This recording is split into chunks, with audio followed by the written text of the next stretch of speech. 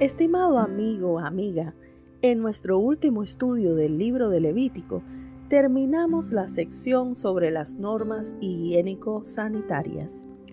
El capítulo 16 que nos ocupa el día de hoy nos abre las puertas a un tema totalmente diferente y una de las celebraciones más importantes del calendario judío, el gran día de la expiación. Yom Kippur, por su nombre en hebreo, es el día más solemne del calendario judío, al que algunos llaman el gran día o simplemente el día. Se celebra el 10 del mes séptimo, que para nosotros coincide con los meses de septiembre y octubre. Este año, la fecha exacta para esta celebración comienza en la tarde del 27 de septiembre y termina en la tarde del día siguiente. ¿Recuerdas el significado de la palabra expiación? Hablamos de ella en uno de nuestros primeros estudios. Expiar significa cubrir. Y tal como el patriarca Noé calafateó el arca con brea en el libro de Génesis capítulo 6:14, para evitar que el agua del diluvio entrara en la embarcación y ésta sucumbiera, la expiación es el medio que Dios nos ha dado para cubrir el pecado y restablecer la relación con un Dios totalmente santo y justo. El objetivo de la expiación es la reconciliación y su medio es el derramamiento de sangre. He hablado con muchas personas que tienen falsas expectativas con respecto a Dios y la salvación. Ellos piensan que algún día Dios colocará sus buenas y malas obras en una especie de balanza para poder determinar si finalmente son dignos de ir directamente al cielo o necesitan pasar tal vez una temporada más o menos larga en el infierno. Lamento decirle que la justicia de Dios no funciona de esta manera. Y la prueba de lo que estoy diciendo se encuentra en nuestro pasaje de Levítico capítulo 16.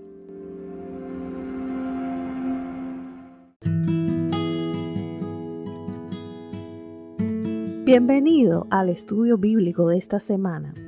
Antes de continuar, asegúrate de suscribirte a nuestro podcast. Puedes hacer esto en tu plataforma de audio favorita y también puedes seguirnos en nuestras redes sociales, donde publicamos estudios semanales y otras reflexiones de temas cristianos. Dicho esto, quédate con nosotros.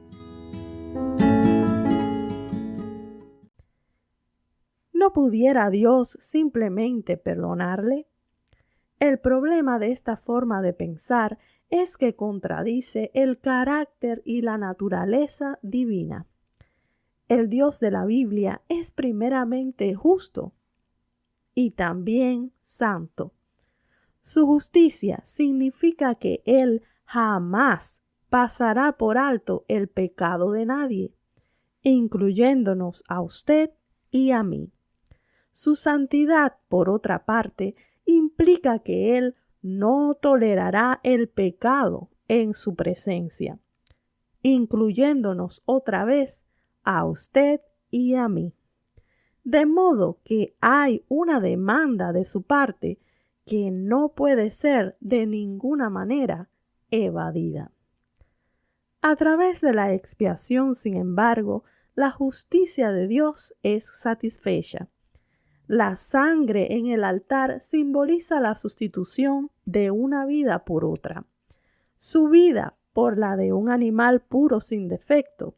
Nuestras vidas por la vida del perfecto Hijo de Dios.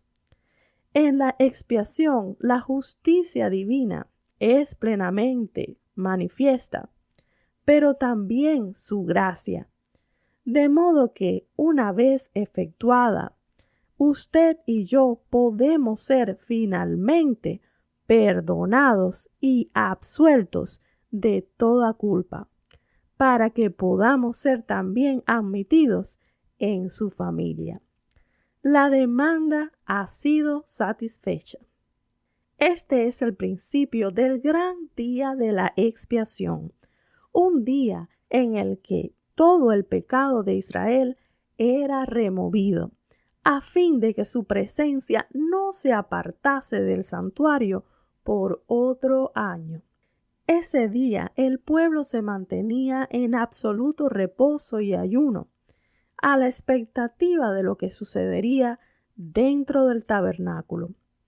¿Aceptará el Señor el sacrificio de este año?, se preguntaban. ¿Logrará el sumo sacerdote salir vivo del lugar santísimo? Leamos el libro de Levítico en el capítulo 16, versos 2 y 3. Y Jehová dijo a Moisés: Di a Aarón tu hermano que no en todo tiempo entre en el santuario detrás del velo, delante del propiciatorio que está sobre el arca, para que no muera, porque yo apareceré en la nube sobre el propiciatorio. Con esto entrará Aarón en el santuario, con un becerro para expiación y un carnero para holocausto. El día de la expiación era literalmente el único día del año en que el sumo sacerdote, y solo él, se preparaba para entrar detrás del velo hasta el lugar santísimo. Una vez allí, rociaba parte de la sangre del sacrificio expiatorio sobre el propiciatorio o tapa del arca hasta 7 veces. ¿Recuerdas cómo cayeron muertos los 2 mayores hijos de Aarón al intentar ofrecer incienso no autorizado delante de Jehová? Para no correr la misma suerte que ellos, el sumo sacerdote tenía que ser muy cuidadoso de obedecer al pie de la letra todas las instrucciones. Primero, lavaba todo su cuerpo con agua y vestía las sagradas vestiduras de lino. Segundo, comenzaba ofreciendo un becerro en expiación por sí y por los pecados de su casa. Tercero, preparaba el incienso aromático para entrar con él en el lugar santísimo, donde se manifestaba la misma presencia de Jehová sobre el propiciatorio. Leamos los versos 12 y 13 con respecto al incienso. Después tomará un incensario lleno de brasas de fuego del altar de delante de Jehová, y sus puños llenos del perfume aromático molido, y lo llevará detrás del velo, y pondrá el perfume sobre el fuego delante de Jehová, y la nube del perfume cubrirá el propiciatorio que está sobre el testimonio, para que no muera. ¿En qué consistía en sí la ceremonia de expiación? Durante la ceremonia, 2 cabras macho eran traídas a la puerta del tabernáculo, una para ser ofrecida a Jehová por el pecado del pueblo y para purificación del santuario y el altar de bronce. Con esta sangre entraba el sacerdote al lugar santísimo. La segunda cabra era enviada viva al desierto. El destino de los cabros se decidía echando suertes. Seguramente habrás escuchado el calificativo chivo expiatorio. Este calificativo se refiere a una persona inocente que termina cargando con la culpa de algún delito que no cometió. Este era exactamente el destino de la segunda cabra, la cabra Azazel. Leamos los versos del 20 al 22.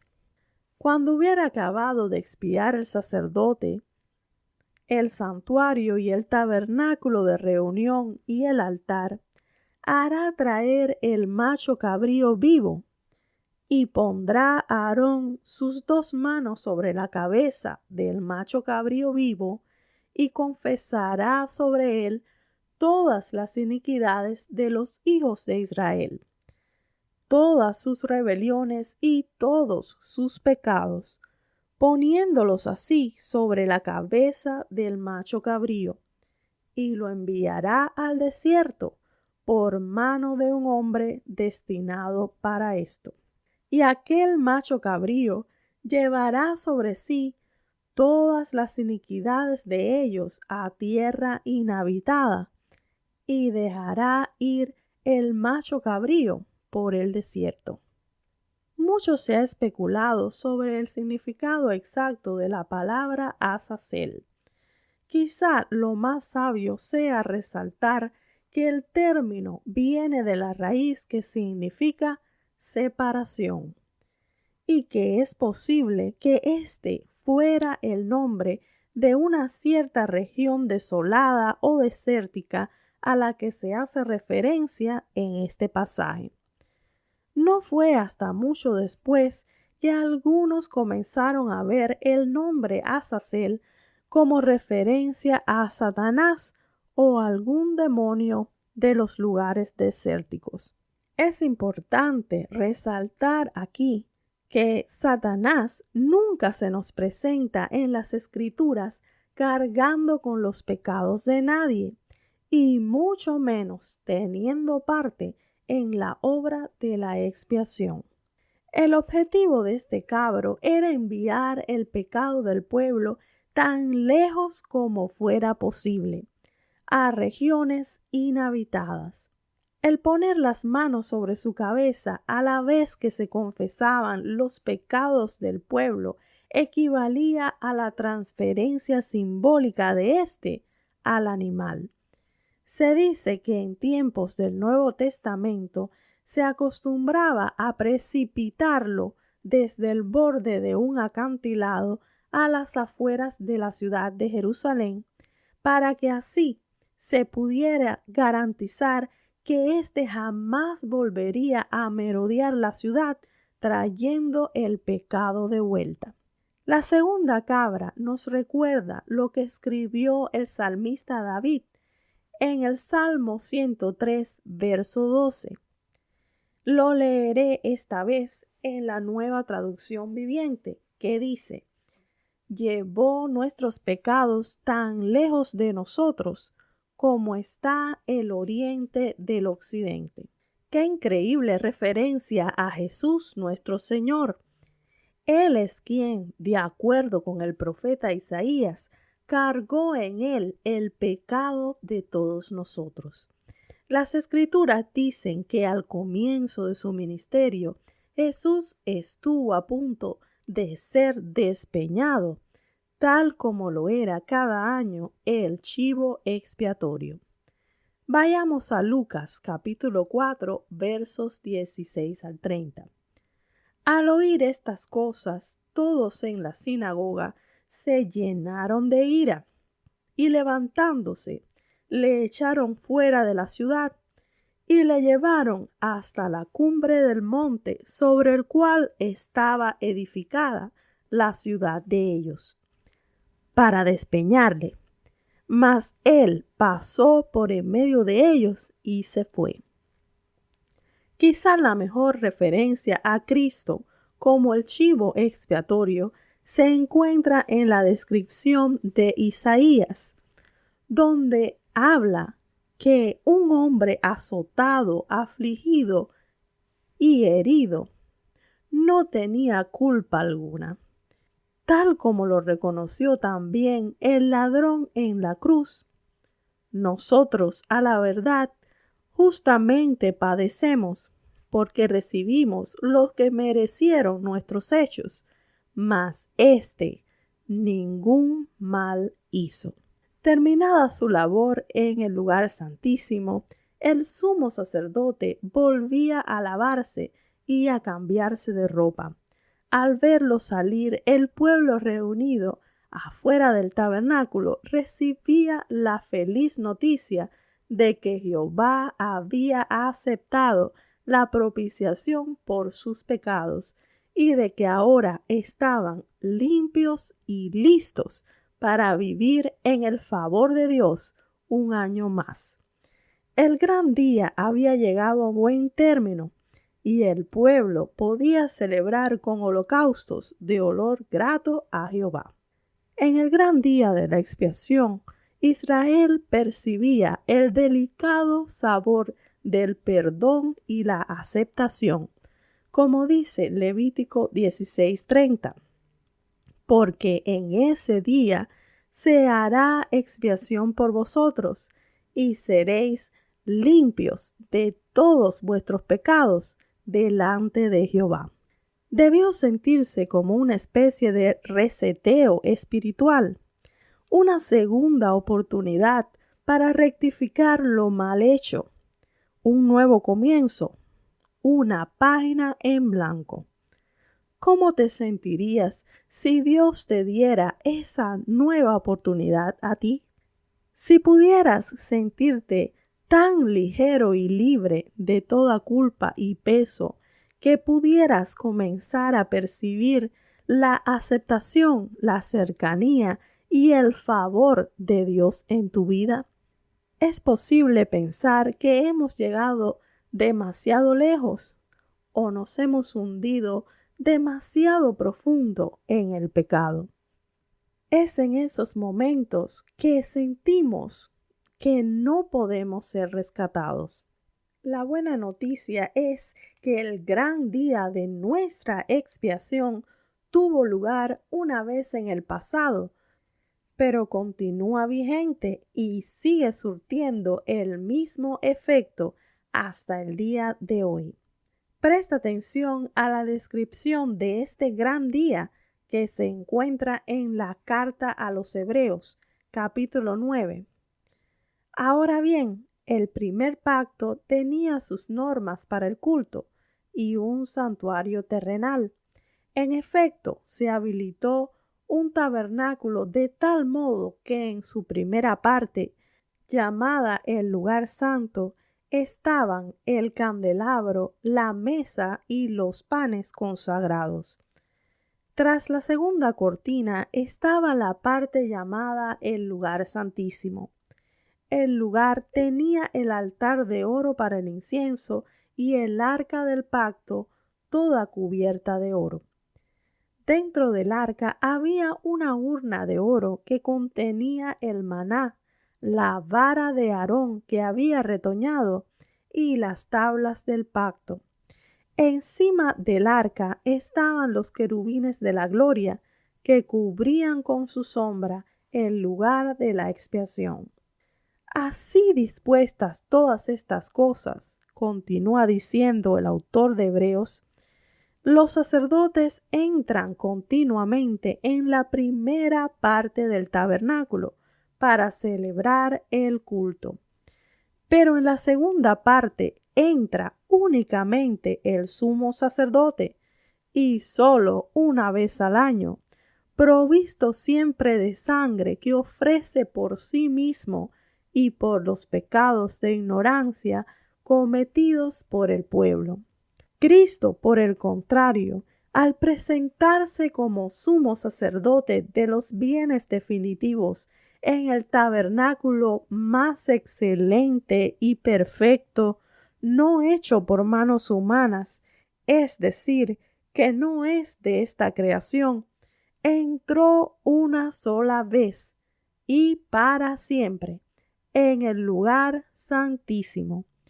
No lo hizo con sangre de machos cabríos y becerros, sino con su propia sangre, logrando así un rescate eterno. Y dice más adelante, en efecto, Cristo no entró en un santuario hecho por manos humanas, simple copia del verdadero santuario, sino en el cielo mismo, para manifestarse ahora ante Dios en favor nuestro. Ni entró en el cielo para ofrecerse vez tras vez, como entra el sumo sacerdote en el lugar santísimo cada año con sangre ajena. Si así fuera, Cristo habría tenido que sufrir muchas veces desde la creación del mundo.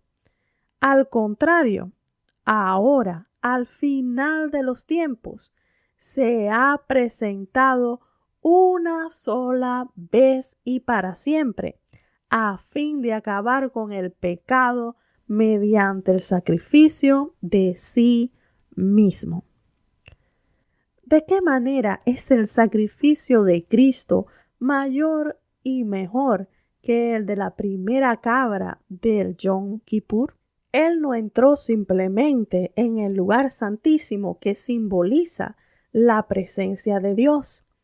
Entró en la misma presencia delante del trono celestial.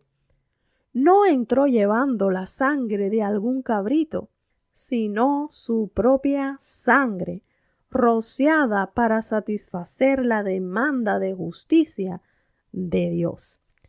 Es cierto que la tradición judía continúa celebrando el día de la expiación hasta hoy.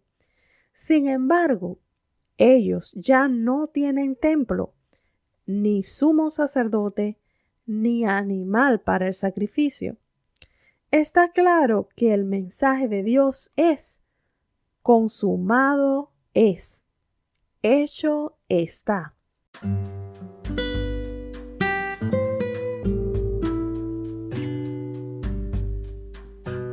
Estimado amigo, no hay duda de que el sacrificio de Cristo por usted ya ha sido aceptado. Le tengo buenas noticias. Usted ha sido aprobado y admitido. Su pecado ya ha sido quitado posicionalmente 2000 años atrás. ¿Confía usted completamente en Jesús? Él ha cargado con su culpa y se ha llevado sus transgresiones a donde jamás podrán volver a molestarlo. Él ha declarado favor sobre su vida. Usted ha sido reconciliado con Dios, está en paz con Él y puede pasar página. Ahora, note que el gran día no elimina su responsabilidad personal. El pueblo todavía tenía que humillarse, afligirse, arrepentirse e identificarse con la víctima. El sacerdote aún tenía que poner ambas manos sobre la cabeza del animal y confesar sus pecados y los de todo el pueblo. La diferencia es que él hacía esto sin saber si sería aceptado, arriesgando su propia vida al entrar detrás del velo.